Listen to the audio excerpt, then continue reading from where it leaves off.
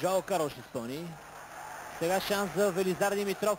Влиза в наказателното поле Велизар Димитров. Подаване към Богдан от Лукаси и това е гол. ЦСКА вече води с 3-0 на Левски на стадион Българска армия. Макдоналд Лукаси с второ попадение в матча. 55-та минута.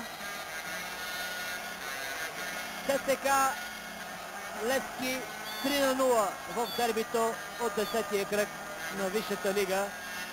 Класически резултат се получава в 55-та минута на двубоя. Още веднъж грешка тук на Ангелов, който сервира топката в краката на Велизар Димитров. Хубав финт на Велизар Димитров, който намери Мукаси. До него изостана пък Илиян Стоянов. И леви и десния халфбек на сините с индивидуални грешки, но отбраната също отсъстваше. При това центриране ниско по тревата в малкото поле пред вратата на Иванков. Мукаси с второ попадение в матча.